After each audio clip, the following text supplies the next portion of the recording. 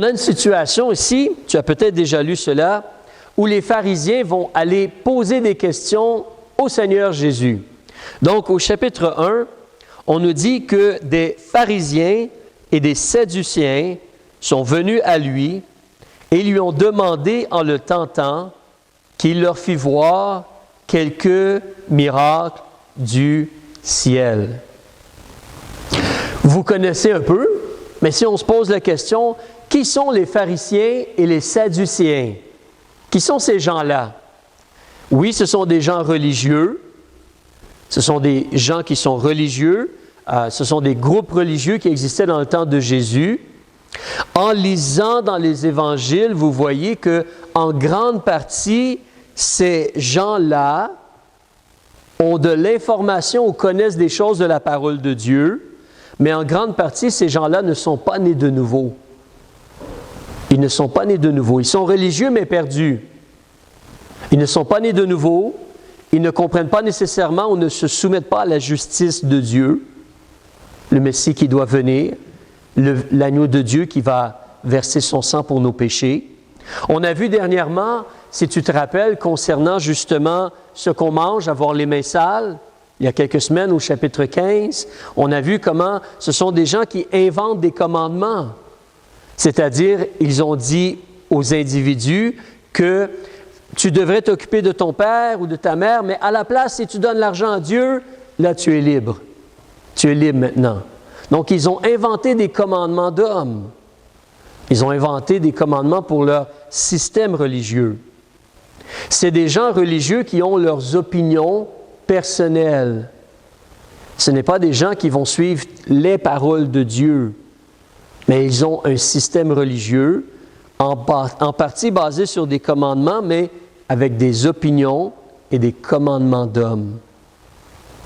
Et en même temps aussi, tu peux voir ici comment ils vont approcher Jésus et poser des questions. On va voir dans un instant, mais ces gens-là, en plus, ils ne sont pas très transparents ou honnêtes ou sincères. Même, on va voir, ils sont un peu hypocrites. Ils sont un peu hypocrites, ces gens-là, les pharisiens et les sadduciens. Peut-être pas tous les pharisiens, mais il y a de l'hypocrisie parmi eux. Alors, ils vont voir Jésus, puis ils ont une question pour Jésus. La question, honnêtement, elle est un peu stupide. Ils demandent à Jésus, ils vont le voir pour le tenter, puis ils lui demandent un miracle qui vient du ciel. Mais pourquoi ils vont aller voir Jésus? Est-ce qu'ils vont voir Jésus parce qu'ils veulent sincèrement le connaître? Ils veulent savoir qui il est? Et on nous dit clairement, ils s'en vont voir Jésus pour le tenter. Puis là, comprenons le mot « tenter ». Le mot « tenter », ce n'est pas nécessairement comme on va mettre devant toi une carotte et on essaie de t'emmener dans la mauvaise direction. Le diable va nous séduire ou nous tenter. Mais le mot « tenter » parle aussi d'être éprouvé ou tester. Donc ici, ils veulent comme tester un peu, éprouver Jésus. Qu'est-ce qu'il croit? Qu'est-ce qu'il enseigne? Qu'est-ce qu'il en est? On essaie d'éprouver Jésus. Évidemment, pour eux, on a les gens, la foule, qui écoutent Jésus. Ils n'écoutent plus peut-être les pharisiens, ils écoutent Jésus. Eux sont là et eux veulent essayer de, disons, faire mal paraître Jésus ou démanteler, en faire tomber ce personnage-là vers qui les foules vont. Donc, on veut le tester ou l'éprouver pour que les gens voient que finalement, il n'est pas meilleur que nous peut-être ou quoi que ce soit. Mais on va voir Jésus, on veut le tenter ou l'éprouver. Là, on peut se poser la question peut-être pour toi et moi, nous-mêmes.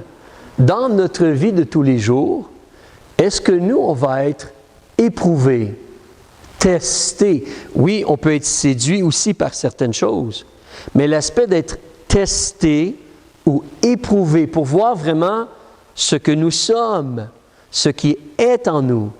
Des fois, vous allez entendre des gens dire « Pourquoi Dieu a créé les êtres humains s'il savait que les êtres humains étaient pour faire le mal? Pourquoi Dieu a placé Adam dans le jardin, puis il a mis l'arbre, ça c'est des fleurs, mais il a mis l'arbre de la connaissance du bien et du mal? Pourquoi est-ce que Dieu a placé Satan dans une situation comme celle-là? pourquoi Dieu a placé Adam dans une situation comme celle-là et non Satan? Désolé. Alors, ça va se réveiller ce matin. Non, pourquoi Dieu a placé Adam dans une situation où il va être tenté, éprouvé, testé? Pourquoi Dieu a placé Adam dans une situation comme celle-là? Parce que la réalité, c'est que notre foi, pour voir si elle est vraie, notre foi doit être testée ou éprouvée. Est-ce que sincèrement on croit? Est-ce qu'on va vraiment croire dans les situations, dans les adversités? Vous vous rappelez quand les disciples ils étaient dans le bateau, puis la tempête est venue, vous vous rappelez, on avait vu, c'est Jésus qui a dit « Entrez dans le bateau et attendez-moi de l'autre côté ou allez de l'autre côté. » Ils sont entrés dans le bateau, puis ça n'avançait pas. La tempête, les vagues. Jésus a marché sur les eaux, il est allé vers eux. En réalité, Jésus savait tout. Mais eux, comment ils vont réagir face à l'adversité, face à la tentation, face à l'épreuve de leur foi? Comment ils vont réagir? Alors, mais donc nous aussi, nous allons certainement, notre foi va être mise à l'épreuve. Notre foi va être éprouvée ou testée. Donc, eux ici, ils approchent Jésus, ils veulent l'éprouver, puis ils demandent un miracle. Comme je dis, c'est une demande stupide. Pourquoi je dis c'est une demande stupide? Parce que Jésus, cela fait plusieurs mois qu'il a débuté son ministère, peut-être 1 an, là je ne suis pas sûr, on pourrait calculer un peu, mais ça fait beaucoup de temps que Jésus a son ministère. Est-ce qu'il a fait des miracles pendant son ministère? Il en a fait plein, mais plein. D'ailleurs, toi et moi, si on lit la Bible, si on lit Matthieu de façon chronologique, chapitre 1, chapitre 2, chapitre 3, là, on ne l'a pas fait, mais regarde au chapitre 15 ce qui se passe. Donc, dans ta Bible, tu es en haut de la page 24, ou sinon, si tu as une Bible en anglais, mais regarde au chapitre 15, à partir du verset, justement, 32, qu'est-ce qui va se passer? C'est le moment où Jésus va multiplier les pains. Il va faire la multiplication des pains. Et on va nourrir une foule. On te dit au verset 38 que 4000 hommes ont été nourris avec 7 pains et des poissons, selon le verset 36. En d'autres mots, Jésus, avant que les gens sont venus le voir, il vient tout juste de faire un miracle. Un énorme miracle. Et les gens s'en vont le voir et montre-nous un miracle du ciel. Allô? Où tu étais il y a quelques minutes? Où tu étais il y a quelques instants? C'est vraiment triste. Donc, Jésus a fait plein de miracles. Il y a de l'hypocrisie en eux. Et là, tu vois que Jésus, donc, évidemment, Jésus, il connaît tout, puis il connaît le cœur des êtres humains. Et ce que Jésus fait, imparfaitement, il veut les faire réfléchir un peu pour voir s'il y a une sincérité vraiment dans leur cœur. Peut-être. Mais Jésus les fait réfléchir. Au verset 2, plutôt que de leur dire « Bande d'imbéciles, vous êtes des bons à rien » ou quoi que ce soit, peut-être nous on ferait cela, mais Jésus les fait réfléchir. Il leur répondit « Quand le soir est venu, vous savez, c'est comme le coucher du soleil. Là, vous voyez, le ciel est un peu rougi par le soleil qui se couche. Violet, un peu peut-être. Je ne suis pas très bon en couleur. Mais quand le soir est venu, vous dites « Ah, demain va être une belle journée. » Pourquoi? Mais regarde le ciel présentement. C'est comme un avertissement, un signe qu'il va faire beau demain. En d'autres mots, vous êtes capable de regarder le ciel, les nuages, puis avoir une idée de ce qui s'en vient. Et Jésus continue en disant, le matin justement, verset 3, le matin, là vous dites, « Ah, aujourd'hui il va y avoir un orage. » Pourquoi? Parce que le ciel est sombre. Nous, ici au Québec, beaucoup de nuages, noirs ou sombres, gris. Il va mouiller aujourd'hui. Il va mouiller probablement aujourd'hui. Il va y avoir un orage. Donc, vous êtes capable de regarder les nuages, le ciel, et d'avoir une idée. Ce serait de bons météorologues, n'est-ce pas? Alors, c'est comme certains ont dit, vous savez, en réalité, si tu es météorologue, c'est le seul métier où tu peux te tromper 80% du temps et garder ton emploi. C'est pas grave. Alors, tu peux te tromper tout le temps presque et tu as quand même ton emploi. Donc, mais Sérieusement. Alors, ici, il les fait réfléchir sur cela. Et il termine au verset 3 en disant, justement, après le mot sombre et rouge, point, car le ciel est sombre et rouge, il leur dit clairement, hypocrite, vous savez bien discerner l'apparence du ciel et vous ne pouvez pas discerner les signes des temps. Réfléchissez un peu. Vous venez me voir et vous demandez des miracles. Parce que, vous savez ce qui se produit? C'est que les Juifs le savent. Il y a quelqu'un qui va venir et il va faire des miracles. Et les miracles vont servir à prouver qu'il est le Messie. Donc, toi, tu dis que tu es le Messie, fais-nous un miracle. Montre-nous que tu es le Messie. C'est un peu tenter ou éprouver, n'est-ce pas? Comme Israël, des fois, a tenté Dieu dans le désert, si vous vous rappelez. Alors, si vraiment tu es notre Dieu, occupe-toi de nous. On n'a pas de viande ou des choses comme ça, on n'a pas d'eau. Ils ont comme tenté Dieu dans le désert. Mais ici, Jésus, il est là, et souvent, Jésus, il disait, « Regardez les œuvres que je fais, ça prouve qui je suis. » Il disait, mais pas très directement, « Je suis le Messie que vous attendez. » Mais il l'a dit. Dans l'Évangile de Jean, il dit des fois, « Je suis celui que vous attendez. » Je le dis en mes mots, mais il va dire des choses qui sont très claires. Mais les gens sont là, puis justement, montre-nous un signe, un miracle. Mais Jésus dit, tu peux discerner ce qu'il y a dans le ciel avec les nuages, mais les temps dans le sens, c'est le temps maintenant où le Messie, il a son ministère. On est rendu là. On sait qu'on est rendu là parce que Jean le Baptiste, il a dit, repentez-vous car le royaume des cieux approche. Jésus a commencé son ministère, repentez-vous, le royaume des cieux est là, est proche. Donc, et Jésus fait des miracles et tout cela. Donc, les pharisiens qui connaissaient la loi, qui avaient les rouleaux de la loi et qui pouvaient connaître par cœur des parties de la Bible, de l'Ancien Testament, auraient dû être capables de discerner à quel moment on est rendu dans le calendrier de Dieu.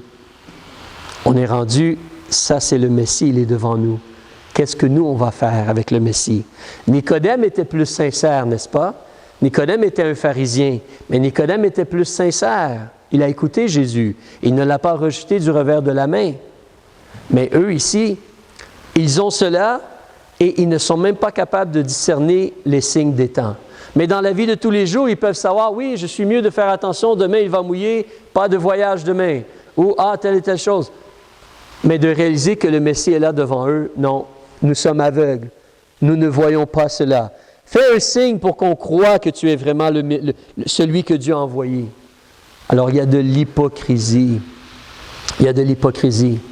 Est-ce que vous savez ce que c'est que d'être un hypocrite? Vous avez rencontré des hypocrites. Vous avez déjà dit, toi, mon hypocrite, peut-être. Mais qu'est-ce que c'est exactement un hypocrite?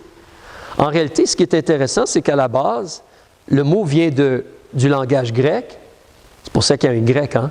Hypocrite. Mais le mot vient du langage grec et ça veut dire quelqu'un qui est un acteur. Quelqu'un qui joue le jeu. Vous savez, quelqu'un qui met un masque et qui prétend être quelqu'un d'autre. C'est ça l'idée d'être un hypocrite. C'est quelqu'un qui a deux visages. C'est quelqu'un qui se présente d'une façon, mais en réalité, il est autre chose. C'est quelqu'un qui va jouer le jeu. C'est là, comme on disait tantôt, est-ce que toi et moi, on peut jouer le jeu devant Dieu? Non, Dieu voit ton cœur. Dieu, il voit très bien ton cœur. Il voit si tu es sincère, honnête, si tu crois vraiment en lui, si tu obéis, si tu veux vraiment l'aimer. Il voit ton cœur. Il le voit. Alors, mais ces gens-là, Jésus leur dit clairement, vous êtes des hypocrites. Vous êtes devant les gens et vous prétendez être, nous, on est des gens religieux, on est des gens qui craignent Dieu, qui aiment Dieu. Dieu, Dieu, Dieu de leur bouche. Puis leur cœur, c'est quoi? Leur cœur, c'est l'opposé. Leur cœur, c'est de l'argent, le pouvoir, le contrôle. C'est l'opposé, là. Ce sont des hypocrites. Alors Jésus leur dit clairement, évidemment, toi et moi, devant Dieu et devant les hommes, nous ne voulons pas être des hypocrites ou des acteurs. Nous voulons être sincères, transparents et demander à Dieu de nous aider, mais aimer Dieu sincèrement et vouloir se soumettre à Dieu sincèrement. On a besoin de l'aide de Dieu, mais il veut t'aider.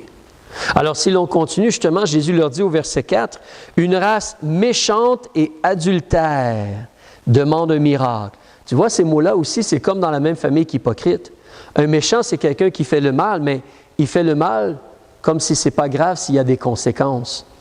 Et quelqu'un qui est adultère, c'est quelqu'un qui trompe, justement.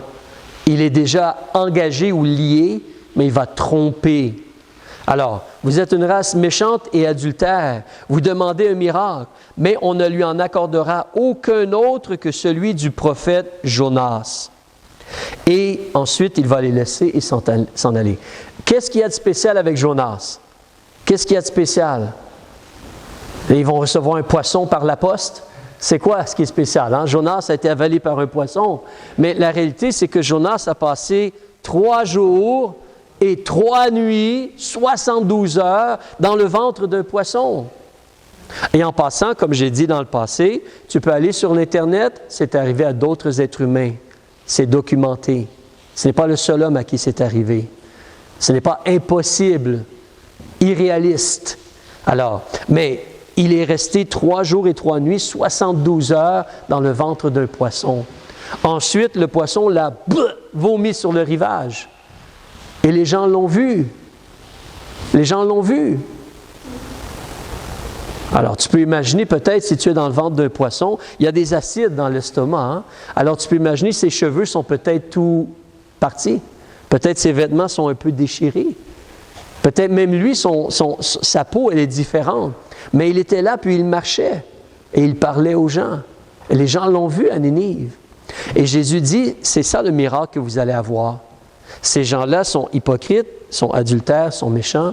Ceux qui vont voir, ils vont voir un personnage qui va être 3 jours et 3 nuits dans le ventre de la terre. 72 heures, comme Jésus, déclaré mort. Mais il va ressortir et des gens vont le voir. Pas tous. Les témoins que Dieu a choisis, comme les 12 apôtres. Et plus aussi, ailleurs, on nous parle de 500 personnes qui l'ont vu en une fois. 500 gens convertis qui étaient des frères. Mais ça, c'est le miracle qu'ils vont avoir, comme Jonas. Et ensuite, à la fin du verset 4, Jésus les a laissés aller. Jésus les a laissés, puis lui, il est parti, je devrais dire plutôt. Il les a laissés, puis lui, il a quitté. C'est là qu'on considère, hein, quand on a quelqu'un devant nous, on essaie de lui parler de Dieu. Mais évidemment, le seul qui peut voir son cœur, c'est Dieu. Nous, on essaie de l'aimer et de l'aider. Est-ce qu'il y a encore de nos jours des hypocrites? Oui. Est-ce qu'il y a encore de nos jours des gens qui ne sont pas sincères et qui ne sont pas sérieux peut-être? Oui. C'est là que nous, on essaie de parler de Dieu. Et surtout, on essaie de faire réfléchir les gens en posant des questions ou en plaçant devant eux une vérité. Mais comme Jésus, après avoir parlé, dans certains cas, si les gens ne sont pas sincères, il est préférable de juste s'en aller. Ça ne sert pas de crier des bêtises, de s'argumenter avec quelqu'un. Il veut croire autre chose, il ne veut pas écouter, il ne veut pas respecter les paroles de Dieu. On le laisse avec sa conscience. C'est ce que Jésus fait. Il leur dit toutes ces choses-là, puis il s'en va. Là, si tu es quelqu'un qui est sincère, qu'est-ce que tu vas faire? Tu vas penser. Tu vas penser. Ta conscience va te reprendre peut-être. Mais si tu es quelqu'un qui est très hypocrite et qui est vendu au péché, tu vas faire quoi? Tu vas juste penser à aller faire de l'argent. Tu vas penser à aller tromper quelqu'un d'autre. Tu vas penser à aller faire ce que tu veux. Ta conscience, elle est comme brûlée, cautérisée, marquée. Tu comprends? Il n'y a plus de sincérité là. C'est comme, tu veux quelque chose de toute façon, mais il n'y a pas de sincérité devant Dieu. Nous laissons les gens avec leur conscience, avec l'Esprit de Dieu qui peut les convaincre mieux que nous. L'on continue au verset 5. « Et ses disciples, en passant à l'autre bord, avaient oublié de prendre des pains. » Ça, c'est une information qui n'a pas beaucoup de valeur. Hein? Vraiment, ça n'a pas une grande signification. C'est comme si je vous dis, en venant ici à l'église, il y a une mouche qui a passé devant notre voiture. D'accord. Est-ce qu'elle a fait une plouc sur le pare-brise? Ça n'a pas grand valeur, là, hein, n'est-ce pas? Mais on te donne cette information-là pour la continuité des choses. Eux, ils ont oublié de prendre des pains. Et ensuite, Jésus va parler aux disciples. Donc, Jésus a parlé avec ces gens-là qui étaient hypocrites, avec ces gens-là qui étaient religieux mais hypocrites. Et les disciples ont tout entendu. Et le désir de Jésus, ce n'est pas seulement que la foule se convertisse. Le désir de Jésus, c'est que ceux qui croient en lui, que leur foi augmente. Que leur foi soit, vous vous rappelez, on a vu cela dans l'épître de Tite l'autre fois. On a le mot saint, S-A-I-N, ou saine, S-A-I-N-E, comme en santé, comme productif, comme fonctionnel. On veut avoir une doctrine qui est saine. On veut avoir une foi, une charité qui est saine, une patience qui est saine. On veut avoir cela, qui est en bonne santé, qui porte du bon fruit. Alors Jésus, il se soucie des disciples. Après l'aventure, donc après la situation, qu'est-ce qu'il fait? Il veut parler avec eux pour les aider. Vous savez, c'est similaire en réalité. Si je prends comme exemple, même si je prends Jonathan, je prends Martin, je prends mon garçon, je vais avec Ranzouli et on frappe aux portes et on rencontre quelqu'un qui est un peu bizarre. D'accord? Qui est un peu bizarre et qui réagit d'une certaine façon, je vais essayer de parler avec lui. Ensuite, ça va être comme « Bonne journée! On a fait ce qu'on pouvait. » Mais après cela, supposons que je suis avec Jonathan, je vais dire oui, il y a des gens des fois comme cela.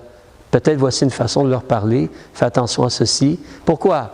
Parce que je veux aider Jonathan dans sa foi. Je veux aider Jonathan à apprendre à partager sa foi avec les gens. Alors, d'accord? Donc, on fait cela. Comme justement, si tu as déjà travaillé certaines choses, que ce soit comme s'il y a un jeune homme qui vient pour apprendre le métier d'être fermier, tu vas l'aider à comprendre pourquoi la terre a réagi d'une certaine façon, pourquoi le tracteur a réagi d'une certaine façon, pourquoi les choses ont agi. Les gens qui viennent aider, pourquoi il faut faire cela pour les fromages et ainsi de suite, avec les patients, avec les jeunes infirmières, pourquoi il faut agir comme ceci et tout. On essaie de former et d'aider les jeunes et d'aider les gens. Donc Jésus veut former ses disciples dans la foi. Alors il leur dit au verset 6, « Gardez-vous ». Ça, c'est un peu comme notre titre. « Gardez-vous avec soin du levain des pharisiens et des sadduciens. » Fais attention au levain. Le levain, c'est ce qu'on utilise pour fermenter et que le pain puisse gonfler. D'accord? Donc, gardez-vous du levain des pharisiens et des sadduciens. Je sais, toi, tu comprends tout déjà. Tu sais de quoi Jésus parle. Mais eux, à ce moment-là, ils ont pensé quoi? Le vin, c'est pour du pain. Oh non, Jésus nous parle du pain, c'est vrai, on a oublié d'amener du pain. Ils n'ont pas compris du tout ce que Jésus essayait de leur faire comprendre. Ils n'ont pas compris du tout. Alors je continue de lire, tu vois au verset 7, « Sur quoi ils, les disciples, ont raisonné en eux-mêmes, disant, « Oh non, c'est parce que nous n'avons point pris de pain. » Alors, vous voyez la situation. Jésus essaie de leur faire comprendre, fais attention au levain des pharisiens et des sadduciens. Pourquoi il a utilisé l'expression levain ou le mot levain? On va en parler dans un instant. Mais il dit, gardez-vous du levain des pharisiens et des sadduciens. Eux, ils ont pris le mot, puis ils ont, il nous parle du pain. Oui, on a oublié de prendre du pain. Ah non, pauvre nous. Jésus nous reprend parce qu'on a oublié de prendre du pain avec nous. Mais Jésus ne parle même pas de cela. Ils sont complètement mélangés ou dans la mauvaise. Ils sont dans le fossé, dans les patates, ils sont mélangés. Et ce n'est pas du tout ce que Jésus essayait de leur enseigner. Donc, Jésus doit leur expliquer au verset 8, quand Jésus a compris ou connu, il leur a dit, « Gens de petite foi, pourquoi raisonnez-vous en vous-même sur ce que vous n'avez point pris de pain? » Là, on ouvre une petite porte, là. On ouvre une petite porte pour aller dans une autre direction. Imaginez si les disciples, ils pensent que Jésus parlait de pain. Ils ne parlaient même pas de pain. Mais eux pensent que Jésus parlait de pain. Puis là, ils commencent à s'inquiéter qu'ils sont partis en voyage puis ils n'ont pas de pain avec eux. Et évidemment, sur la mer de Galilée, il n'y a pas de Subway, de McDonald's ou de choses comme cela flottant où tu peux acheter de la nourriture, là. D'accord? Donc, ils sont en chemin puis on a oublié d'amener de la nourriture. On a oublié d'amener du pain. Qu'est-ce qu'on va faire? Qu'est-ce qui va se produire? Comment Dieu va s'occuper de nous cette fois-ci ou quoi que ce soit? Peut-être ils s'inquiètent. Et là, Jésus doit leur expliquer deux choses. Premièrement, pourquoi tu t'inquiètes? Pourquoi tu te soucies? Gens de petite foi. Pourquoi tu te soucies? Puis toi et moi, on a lu. Qu'est-ce qui est arrivé quelques heures ou quelques temps avant? Jésus a pris un peu de pain et il a nourri 4000 personnes.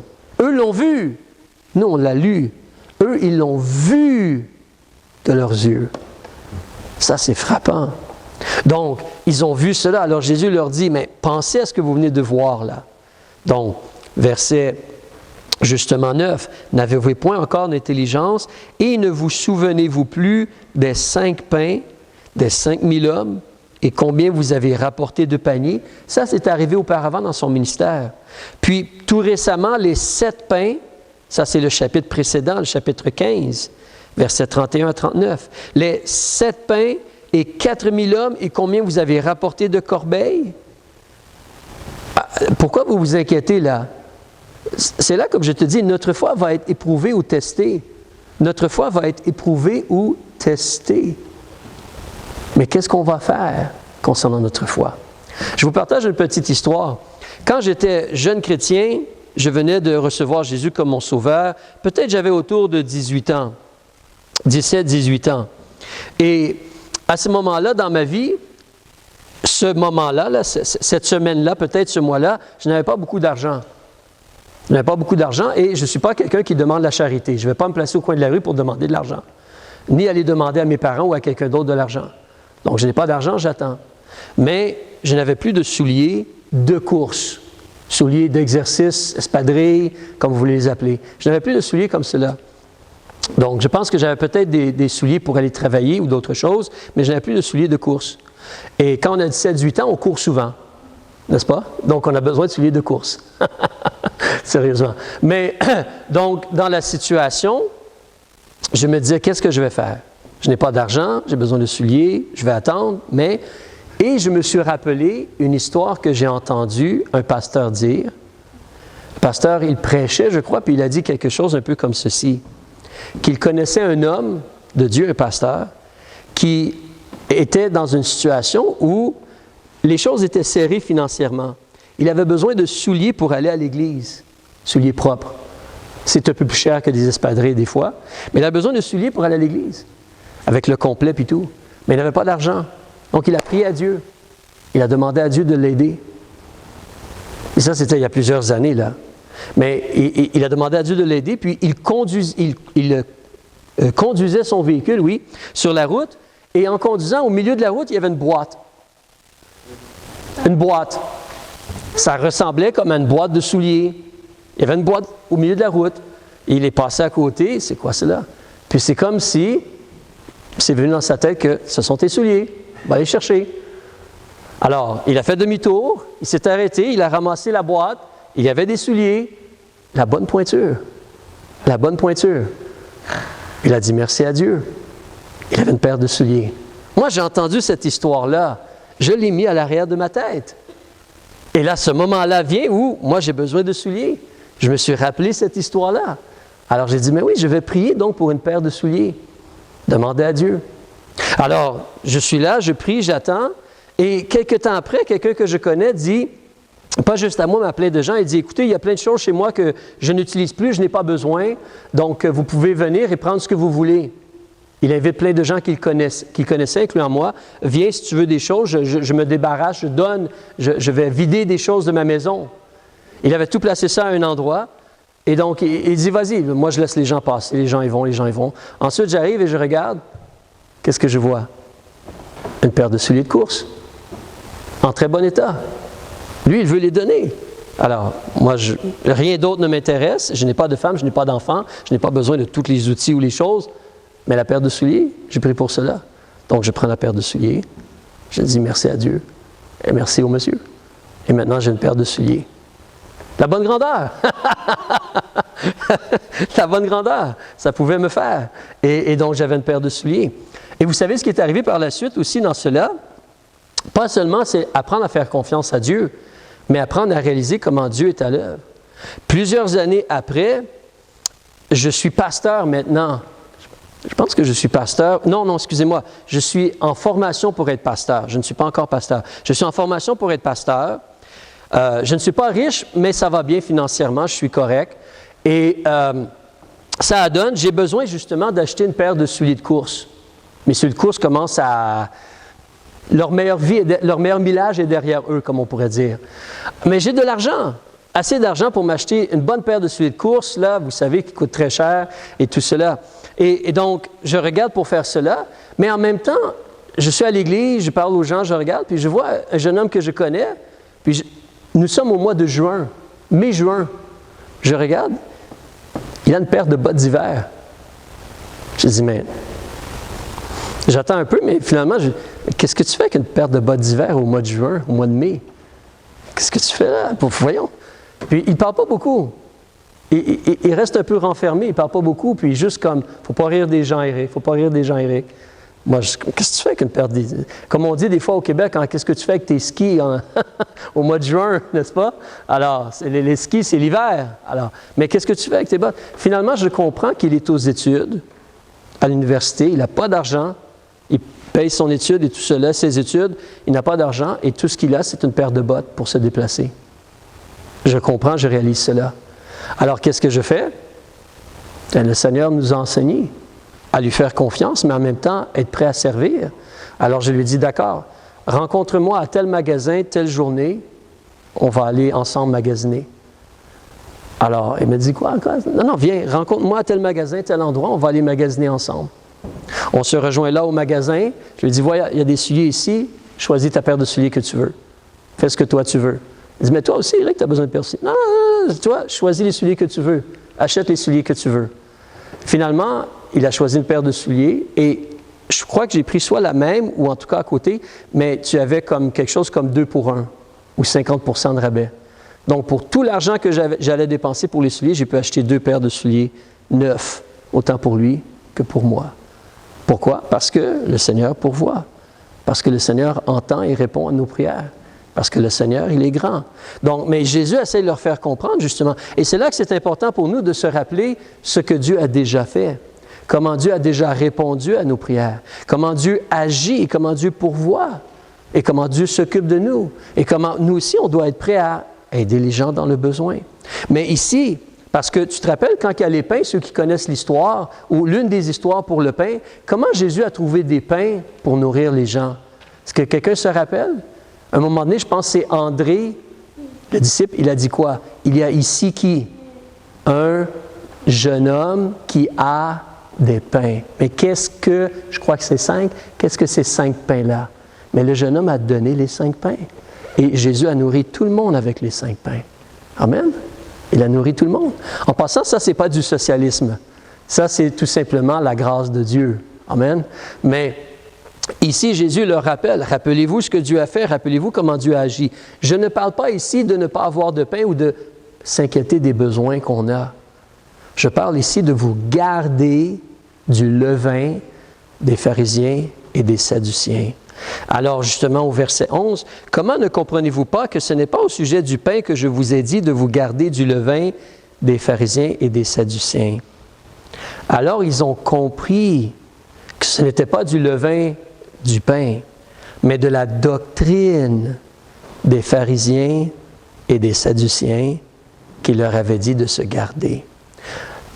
Comprenons-nous, pour toi et moi, peut-être le levain, c'est quelque chose là-bas, loin. Mais pour les gens dans ce temps-là, tous les gens faisaient leur propre pain généralement. Des fois, on achetait du pain, mais souvent, on faisait notre propre pain. Et pour faire du pain, on sait que ça prend du levain. Et qu'est-ce que le levain fait? C'est un agent de fermentation et ça aide à faire lever la pâte. Donc, il y a une croissance ou un développement de choses. Ça produit des choses.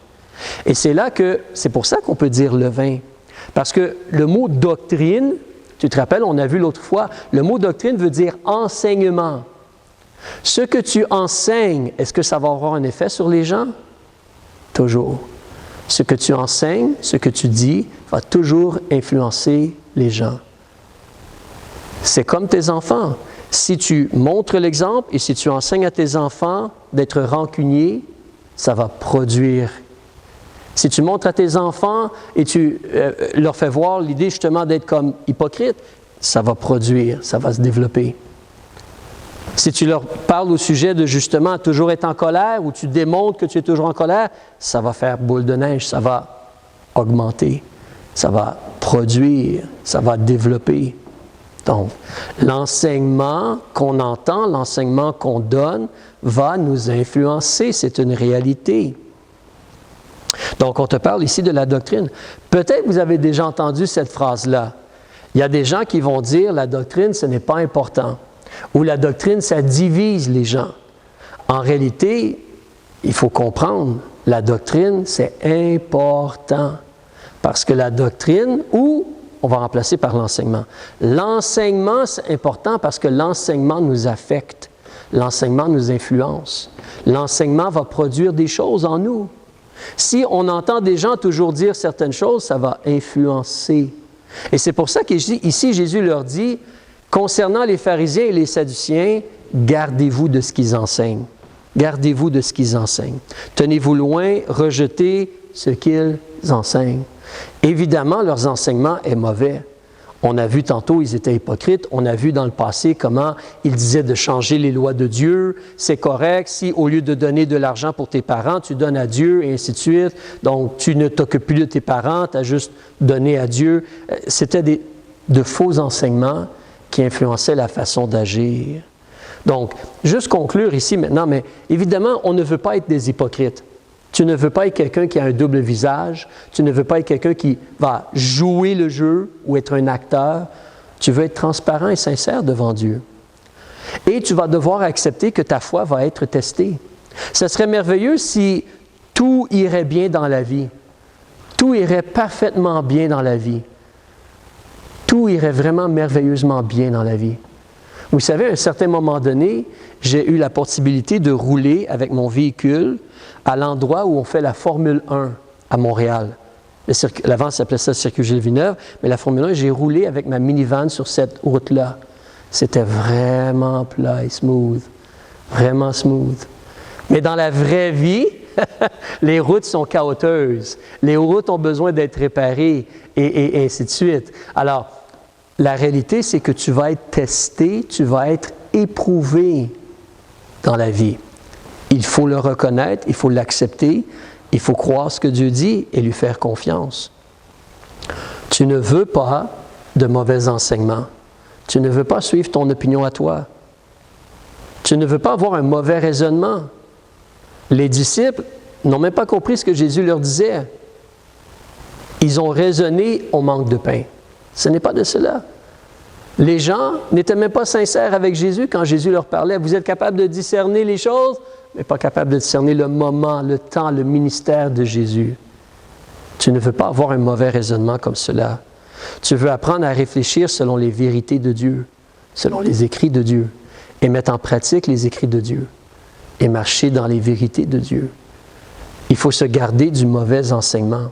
Le mauvais enseignement nous cause des problèmes, nous cause des ennuis. C'est une réalité. Alors nous voulons être appliqués et sincères à étudier, connaître et mettre en pratique les vérités de Dieu. On va terminer. Père, on veut te remercier pour cette histoire.